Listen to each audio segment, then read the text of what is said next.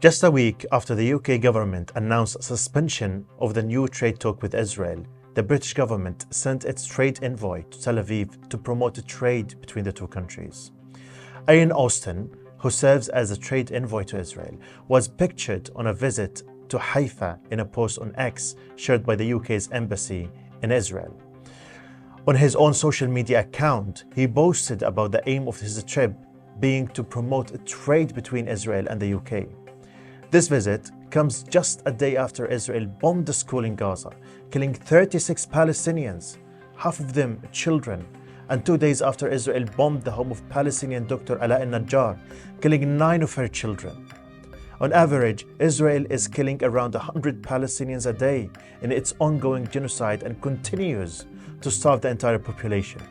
Here to unpack all of this is Dr. Sara Husseini, Director of the British Palestinian Committee, who this week penned an open letter to Foreign Secretary David Lammy responding to Ian Austin's visit. Sara, thank you very much for joining us. Thank you for having me, Ahmed. Thank you. So Sara, before we talk about your letter that you addressed to David Lammy, the Foreign Secretary, I would like to show you a video of that little kid, Ward, who was filmed walking through the wreckage of fire of the school that was bombed, that she took as a shelter. Here's the video.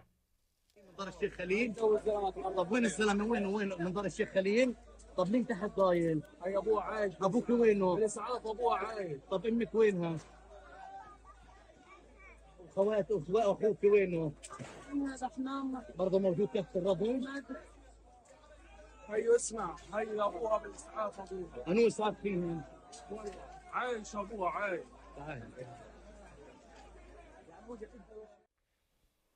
Watching this video, and I'm sure you watched this video a few days ago when it was first released, in the video, people are asking this kid, where is your mother, where is your father? And we know that she lost many family members and she survived. What went through your head when you watched this video for the first time and now? There aren't words for this at this point. My reaction, like any human reaction, anybody watching that video, should be absolute utter horror. I don't understand how this can be happening 19 months on from the start of this genocide. I mean, as a parent, it's your absolute worst nightmare that you can't protect your child. And this is, you know, a child walking through a burning building. I mean, it's not just about that. It's about not being able to feed your children. It's about not knowing whether to make decisions as to whether to move them somewhere or keep them somewhere because they might get bombed. It's just we're witnessing one of the worst crimes against humanity in this century, and I don't understand how it's still happening, quite frankly. And then the UK government, the Labour UK government, said that they're suspending the trade talks with Israel. But just after we saw that video, just after this massacre, we saw Ian Austin, the British trade envoy, going to Israel, and he talks about promoting trade with Israel. At the same time that Israel is committing a genocide in Gaza, starving 2 million Palestinians in Gaza. And recently you addressed David Lammy with a letter in response to Austin's visit to Israel. What was in this letter, and why did you feel you needed to write this letter to David Lammy? I mean, let's look at the announcement first of all. So David Lammy, as you said, made an announcement just over a week ago about... And he announced 3 things in terms of shifting position on Israel. One was calling in the Israeli ambassador. The second was suspending trade negotiations with Israel. And the third was some individual sanctions on some settlers and a few entities in the West Bank. I mean, as an announcement, in the face of the context and what we've just seen in the genocide, it was wholly inadequate in terms of the steps that were taken. But it did represent a shift, and it really showed how much pressure the government is under, which I think is important and we can come back to. But also, as you said, not a week later, they've taken these tiny steps, and one of the steps already they appear to be reneging on because their trade envoy to Israel is in Israel talking about promoting trade relations.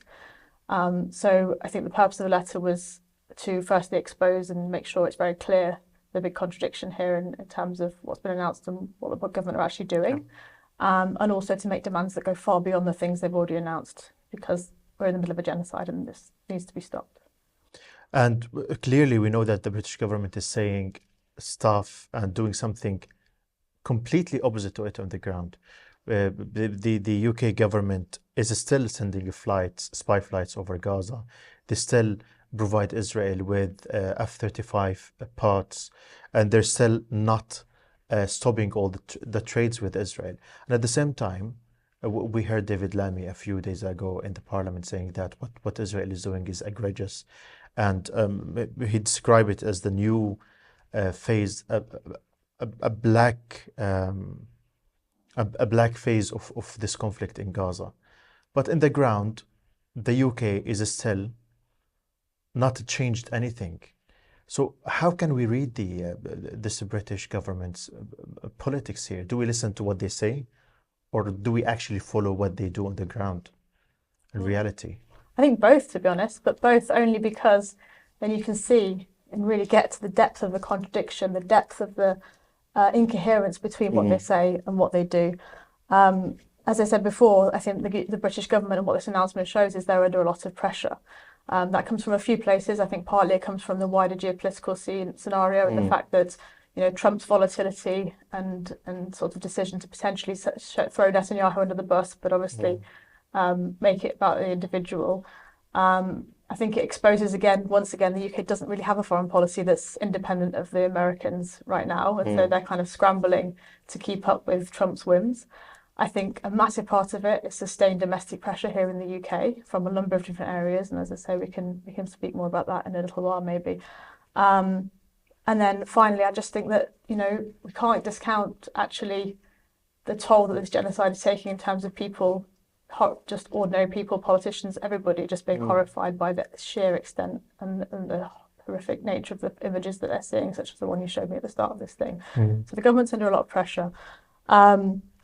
And I think in terms of its inconsistencies, and this is partly what we were trying to do with the letter, is really show the vast gaping hole between what they're saying and what they're doing. We've had a number of different ways in which I think you'll know that just before last week, or the week before the announcement, there was a court case that Al-Haq and Lan were holding against the government for its policy on arms sales.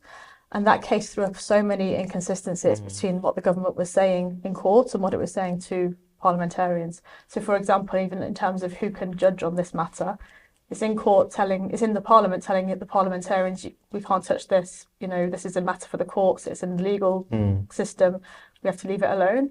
And then in court they're saying, don't get involved in this legal system, this is a matter for parliamentary scrutiny. There's a number of different contradictions that are being promoted by the British government. So I think in terms of also the military, we talked about military collaboration. This is the other part, right? That the fact that they're making announcements and making these tiny small steps, which are not enough in the face of genocide, but when it's a genocide that you're actually participating in through military collaboration with Israel, they are absolutely inappropriate and inadequate. There's a number of reports, and this is where pressure on the government has been sustained. There have been reports, the British Palestinian Committee, we released a report at the end of January that showed that this goes far beyond arms sales, that British military collaboration with Israel is about RAF bases in Cyprus, is about surveillance flights, is about tech partnerships. This was all based on some really great investigative journalism done by Declassified, among others. There's just recently, the Palestinian Youth Movement with Progressive International brought out another report showing the number of thousands of different types of munitions and grenades and bullets that have been sent to Israel from the UK over that past period, when David Lammy's in Parliament telling the Parliament that we're just sending things like helmets and goggles, so misleading the public quite directly. And then I think it was only a week ago that the Campaign Against Arms Trade revealed new figures showing that the Labour government in 3 months between October and December 2024 had licensed more arms than in a 3-year period before that. So all the time things are coming out about this government's complicity, participation in this genocide, and the pressure's really mounting on them. Can I ask you, Sara, why does the UK government, the Labour government, lie about all of this? What are they hiding? And this is what we only know right now, but I'm sure if we dig more, we will know more and more. So why are they lying to us? They are bending over backwards to protect a state committing war crimes over being responsible for their own obligations, upholding the international legal system. It's as simple as that. Yeah, and you just mentioned something about the shift in the political opinion here and the positions of the politicians in the UK towards the genocide in Gaza. Do you think we at least reached a moment of a breakthrough, or are we still far off? I think things are shifting. I think we're definitely in a really important inflection point. I don't know how long that period is. But I think, even again, back to the announcement, when David Lammy made that announcement, and part of the reason he made that announcement was certainly to diffuse pressure on the government. They'd just had the court case the week before.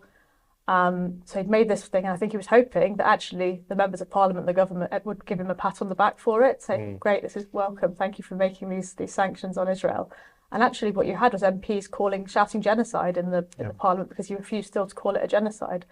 A number of MPs stood up and said, arms embargo, what are you talking about? This needs to be a full arms embargo. So I think they were hoping that it would diffuse pressure. It didn't work. And actually it's snowballing very much in the other direction. Both inside Parliament, we've seen MPs come out recently, especially sort of Conservative MPs who have said, I'm a lifelong supporter of Israel, but I can't stand by this anymore. Yeah. That was, people like Edward Lee and, is it Matt Pritchard? I'm trying to remember his surname. But anyway, Mark Pritchard, sorry. Then wider than Parliament, look at the media, the shift in the media recently. I mean, it's come far, far too late. But you suddenly see the Financial Times, the Guardian, I think we were talking beforehand, even Piers Morgan, suddenly shifting position. And obviously we can judge whether some of these people have had a genuine change of heart versus can see which way the wind is blowing. Yeah. But I think it's becoming very, very clear that in the not too distant future, everyone is going to have been against this genocide. Everyone is going to admit and see it for what it is. And people don't want to be on the wrong side of that and being complicit in it. Yeah, I know. Omar Al-Aqad said one day everyone will have always been against this genocide, but we can see there is a slight shift in positions of politicians and the media as well. But that came after 19 months of genocide and starvation of the Palestinian people. And everything that we have talked about, everything that is changed right now, it's not enough to stop the genocide. And I think we shouldn't even be talking about sanctions right now against Israel.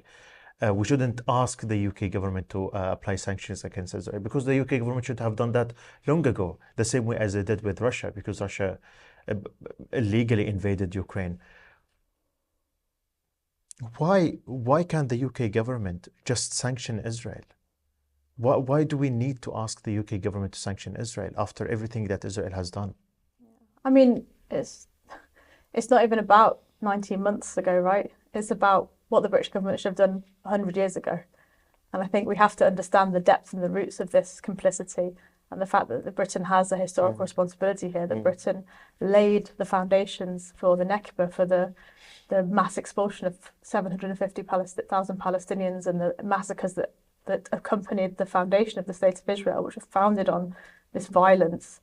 And we are now seeing another mass expulsion and massacres of Palestinians through a genocide, which is inherently violent. Britain has played a role in this throughout. And so Britain has a special responsibility here. Britain should have been the very first country, if the world was right and we were in a rational world, to be stopping this. But obviously we know that's not the case. And I think, beyond that, Britain, the UK, as any country, has legal obligations. This isn't a matter of sanctions. Some people don't like the word sanctions because sanctions is something that you choose to do. Britain has a legal duty to do these things. So the British government has legal obligations under to not render aid or assistance to an unlawful occupation, as the ICJ advisory opinion once again confirmed in 2024. The Britain has under the Genocide Convention, which it's a signatory to, has a duty not only to prevent and punish genocide, but also to ensure that Britain itself is not complicit.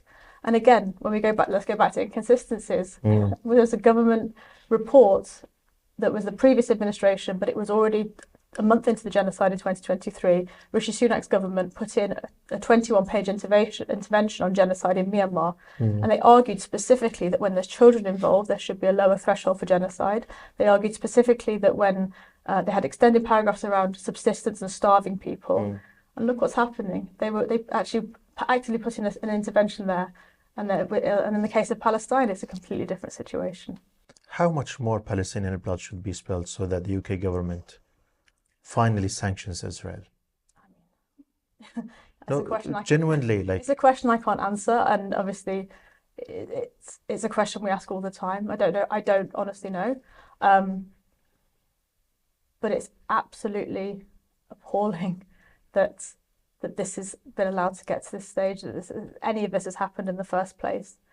As I said, Britain has legal obligations. It has legal obligations to protect Palestinians, to uphold our rights as Palestinians. It has not only utterly failed in doing so, it has torpedoed the entire is torpedoing the entire international legal system, as I said, to prevent a state committing war crimes. And this is why, in our letter, our demands of the UK are much further than a few sanctions, which they, in any case, appear not to even be fulfilling. So that they should be immediately dropping the 2030 roadmap, which is the basis for these bilateral negotiations with Israel. That roadmap has a number of things in that. One of the things in that roadmap includes shielding, a commitment to shielding Israel at the UN, to protecting it from what they're describing as anti-Israel bias, which is, of course, as we know, ridiculous. And then we're asking the government also to cease immediately all forms of military collaboration, including a full two-way arms embargo. And again, that's in line with their duty to prevent and punish genocide and ensure that Britain's not complicit. And they're so out of line with the public. That's the other thing. Okay, yeah. But like pressure, when I say pressure is building, it's across all areas. I mean, we had 500,000 people out on the streets on the Necra Day demonstration recently. I don't know if you saw the co-op membership were voting fairly recently. They voted to cease all trade with Israel in an overall majority, 73%. And now it's up to the co-op board to heed that from their members and take it on board. There is an awful lot of people here in Britain of conscience who cannot abide by this as much as any of us cannot abide by this. And they will be heard, and this will change, and this will end. And I do think we're in that last period of that inflection point.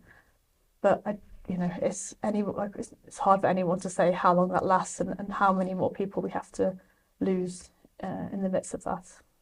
Last week I saw a video of an Israeli man saying on TV that right now, I'm quoting him, we can kill at least 100 Palestinians every night and no one cares. Saying that after 19 months of genocide, after 19 months of killing at least 100 Palestinians every day or every night and no one cares. And after that, we see that the British government still sends their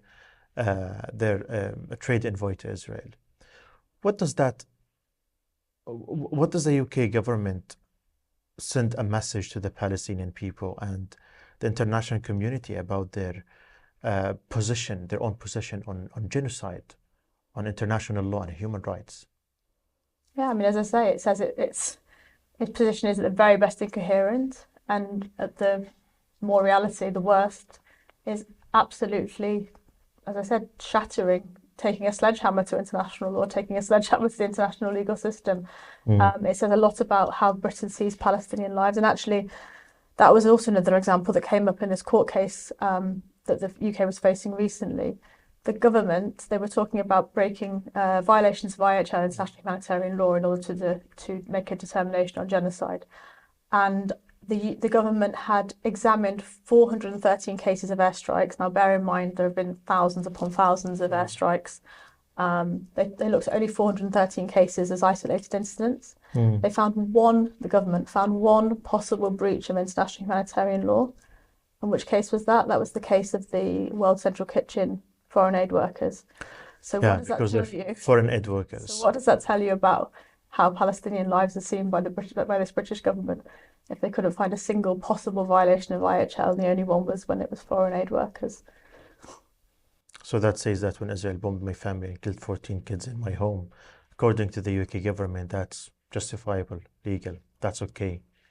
I mean, I can't put words in their mouth, but that's the message that we're getting. It's the message. That's the Definitely. message it conveys. There's no question about it. Sara Husseini, thank you very much for joining us today. Thank you, Ahmed.